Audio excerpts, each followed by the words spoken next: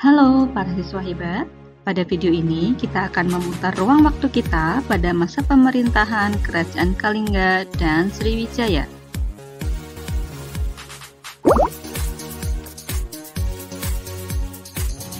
Kerajaan Kalingga terletak di Jawa Tengah dan diperkirakan berdiri pada abad ke-6 Masehi. Berbeda dengan Kutai dan Tarumanegara, Kerajaan Kalingga adalah kerajaan yang bercorak Buddha. Sumber informasi tentang Kalingga sangatlah terbatas. Bukti sejarah pertama adalah berita dari Cina yang menceritakan tentang letak Kerajaan Kalingga. Orang-orang Cina menyebut Kalingga sebagai Kerajaan Holing. Jadi Kalingga dan Holing itu adalah kerajaan yang sama. Yang kedua, ada prasasti Tokmas. Prasasti ini dibahat pada sebuah batu kali. Namun, aksara prasasti ini sudah banyak yang rusak. Pada prasasti ini kurang lebih menceritakan tentang keadaan alam Kerajaan Kalingga.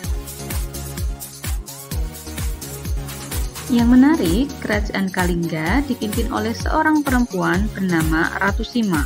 Walaupun perempuan, tetapi ia mampu mengantarkan Kalingga mencapai puncak kejayaannya. Di bawah kepemimpinannya, rakyat Kalingga juga hidup dalam keadaan yang sejahtera, jujur, dan disiplin. Untuk menguji kejujuran rakyatnya, pada suatu hari Ratu Sima dengan sengaja menjatuhkan kantong uangnya di jalan. Sampai beberapa hari, tidak ada satu orang pun yang mengambil kantong uang tersebut, karena mereka tahu bahwa mengambil barang yang bukan haknya tidak diperbolehkan dan dianggap melanggar hukum di Kerajaan Kalingga. Waktu pun terus berlalu. Kemudian ada seorang pemuda yang penasaran dengan kantong tersebut. Setelah dilihat, ternyata isinya uang. Ia terkejut, tapi tetap meletakkan kantong uang tersebut di tempatnya semula. Mengetahui hal tersebut, Ratu Sima sangat marah. Ia lalu memerintahkan untuk memotong tangan pemuda tersebut sesuai dengan hukum yang berlaku, walaupun pemuda tersebut adalah anaknya sendiri. Demikianlah gambaran seorang Ratu Sima yang tetap tegas, disiplin, dan adil walaupun ia seorang perempuan. Kerajaan Kalingga mengalami kemunduran akibat serangan Sriwijaya yang ingin menguasai perdagangan. Serangan tersebut mengakibatkan pemerintahan Kalingga harus menyingkir ke Jawa bagian timur atau mundur ke pedalaman Jawa bagian tengah sekitar pertengahan abad ke-7. Selanjutnya, kita berpindah ke Sumatera Selatan ya. Kerajaan Sriwijaya terletak di Sumatera Selatan dan diperkirakan berdiri pada abad ke-7. Pusat pemerintahannya kemudian berpindah ke Jambi pada abad ke-10. Sama halnya dengan Kerajaan Kalingga, Sriwijaya juga merupakan kerajaan yang bercorak Buddha. Sumber informasi tentang Sriwijaya dapat diperoleh melalui beberapa prasasti, seperti Prasasti Kedukan Bukit, Prasasti Telaga Batu, Prasasti Kota Kapur, dan ada beberapa prasasti lainnya. Sriwijaya adalah kerajaan yang besar. Kemajuannya dipengaruhi oleh beberapa faktor. Yang pertama, Sriwijaya memiliki letak yang strategis. Sriwijaya terletak pada jalur perdagangan internasional dari India ke Tiongkok, sehingga Sriwijaya bisa berkembang menjadi negara perdagangan. Yang kedua, Sriwijaya menguasai jalur-jalur perdagangan sehingga memudahkannya untuk menjadi pedagang. Yang ketiga, Sriwijaya memiliki hasil bumi yang harganya memang mahal seperti emas, perak, dan rempah-rempah. Perkembangan Sriwijaya yang sangat pesat juga dipengaruhi karena runtuhnya kerajaan Funan di Vietnam. Hal ini memberikan kesempatan pada Sriwijaya untuk berkembang sebagai kerajaan maritim. Di sisi lain, Sriwijaya terkenal memiliki armada laut yang kuat. Kekuatan militer yang dimilikinya membuat Sriwijaya berhasil menaklukkan banyak wilayah.